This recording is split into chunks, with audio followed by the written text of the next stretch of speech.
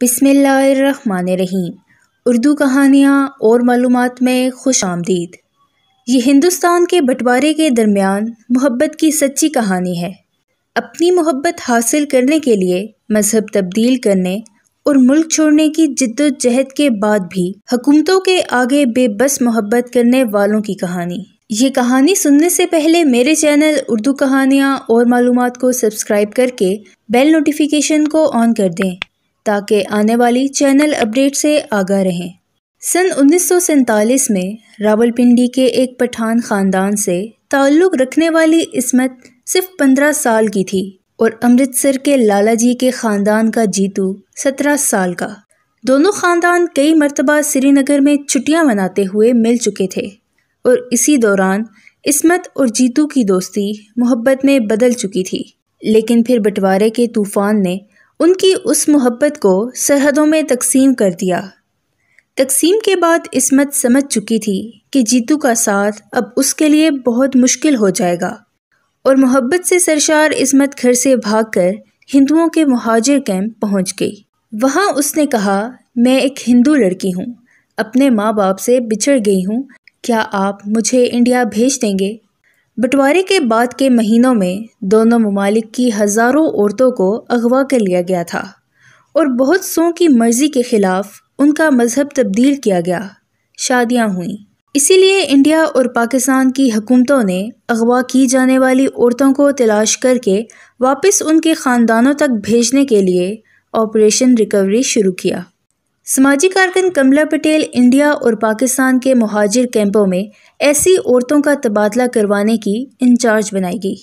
कई बार कमला पटेल ने अगवा की गई औरतों को पनागज़ीन कैंप वापस लाने के बाद फरार होने में मदद की ताकि वो फिर अगवा करने वाले ख़ानदान के पास चली जाएं। इस्मत उन्हीं के पास आई। तकसीम के फ़ौरन बाद का वो वक्त ऐसा था कि पंजाब के हिंदुओं और मुसलमानों का लिबास और बोली एक जैसी थी। उन्होंने उसकी बात पर यकीन करते हुए उसे हिंदू मान लिया और बाकी पनागज़ीनों के साथ उन्हें रावलपिंडी से अमृतसर भेज दिया। अमृतसर में इस्मत ने जीतू के घर का पता लगाकर पैगाम भिजवाया और जीतू फ़ौरन कैंप पहुंच गया। नाबालिग होने के बावजूद जीतू के माँ बाप की रजामंदी से अमृतसर के गोल्डन टेम्पल में उनकी शादी हो गई। लेकिन सरहदों की परवाह न करने वाली मोहब्बत की इस कहानी में जल्द ही एक मुश्किल मोड़ आ गया। इस्मत के ख़ानदान ने कहा कि उनकी बेटी को अगवा किया गया है और हुकूमत पाकिस्तान उसे ढूंढकर वापस लाए। अगवा होने वाली औरतों को वापस उनके ख़ानदानों तक लाने का दोनों ममालिक का मुआहिदा इस्मत और जीतू की मोहब्बत के आड़े आ गया। इस्मत का झूठ पकड़ा गया। उसे अब पाकिस्तान वापस जाना ही था। घबराया हुआ जीतू कमला पटेल के पास आया और कहने लगा, ये अगवा का मामला नहीं है। इस्मत मुझसे मोहब्बत करती है और अपनी मर्जी से मेरे पास आई है। आपको मेरी मदद करनी ही होगी। मगर एक नाबालिग लड़की के माँ बाप कैसे मान लेते कि उसे अगवा नहीं किया गया? इस एक मामले में रियायत मुकम्मल ऑपरेशन बिगाड़ सकती थी। कमला पटेल इस्मत या उस जैसी दूसरी औरतों को ज़बरदस्ती वापस भेजने के खिलाफ थी। इस मसले पर बहस आइनसाज असम्बली तक पहुंच गई। बहुत सी औरतों ने इसकी मुखालफत की, लेकिन मुआहिदा जारी रहा। पुलिस से बचने के लिए इस्मत और जीतू अमृतसर से भागकर कलकत्ता पहुंच गए। कमला पटेल की टीम पर दबाव बढ़ता रहा। वो वक्त ही ऐसा था। औरतों की मर्जी समझना ज़रूरी था। रिश्ते अजीब हालात में बन रहे थे और कई बार उनका कायम रहना उनको तोड़ने से बेहतर था। इस्मत और जीतू का मामला भी कुछ ऐसा ही था, लेकिन सरकारी कायदे ये बारीकियां समझना नहीं चाहते थे। आखिरकार इस्मत और जीतू को वापस लाने के लिए अफवाह फैलाई गई कि पाकिस्तान हुकूमत ने ये केस बंद कर दिया है। अफवाह को हकीकत जानकर इस्मत और जीतू वापस अमृतसर आ गए। फिर कमला पटेल ने इस्मत को मनाया कि वो एक हफ्ते के लिए लाहौर जाए, वहाँ के पुलिस कमिश्नर के पास रहकर अपने माँ बाप से मिल ले और फिर अपना आखिरी फैसला सुनाए। कमला पटेल के लिए अपनी मर्जी के खिलाफ ये सब करना आसान नहीं था।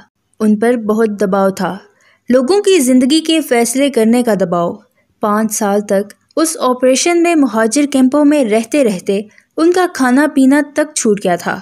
ऑपरेशन रिकवरी के तहत 30,000 औरतों को ढूंढकर वापस उनके ख़ानदानों तक पहुंचाया गया। उनमें इस्मत और जीतू जैसे सैकड़ों केस थे जिनका कोई सरकारी रिकॉर्ड नहीं है। कमला पटेल जैसी समाजी कारकुनों की किताबें ही वाहिद दस्तावेज़ हैं। उनकी किताब के मुताबिक जीतू इस्मत को लाहौर छोड़कर वापस अमृतसर आ गया और उसकी आमद के दिन गिनने लगा। लेकिन चौथे ही दिन कमला पटेल ये जानकर हैरान रह गईं कि इस्मत के माँ बाप उसे अपने घर ले गए हैं। वो जल्द से जल्द उससे मिलने वहाँ पहुँची, लेकिन वहाँ कहानी बिल्कुल बदल दी गई थी। इस्मत का लिबास और रवैया भी बदला हुआ था। इस्मत बोली, इन्हीं औरतों ने मुझे पाकिस्तान नहीं आने दिया, मेरे बार बार कहने पर भी नहीं। जीतू का नाम सुनते ही वो चिरागपा हो गई। मैं उस काफे का मुंह नहीं देखना चाहती। मेरा बस चले तो मैं उसके टुकड़े टुकड़े करके कुत्तों को खिला दूं। जीतू तक खबर पहुंची तो वो भागा भागा लाहौर गया, लेकिन तब तक इस्मत का ख़ानदान वहाँ से लापता हो चुका था। उसका कहना था कि इस्मत पर माँ बाप का चाहे जितना दबाव हो, मैं होता तो वो ऐसा बिल्कुल नहीं कहती। लाहौर में जान के खतरे के बावजूद जीतू इस्मत को तलाश करने की कोशिशें करता रहा। कमला पटेल ने उसे समझाने की बहुत कोशिश की। तकसीम के तशद्दुद थमे नहीं थे, लेकिन जीतू ने कहा, मैं बर्बाद तो हो ही गया हूँ, अब मर भी जाऊँ तो क्या। जीतू को टीबी हो गई। 5 साल बाद जब कमला पटेल ने उसे आखिरी बार देखा तो वो बहुत कमज़ोर हो गया था। चेहरा जर्द पड़ चुका था, मगर वो अकेला ही था।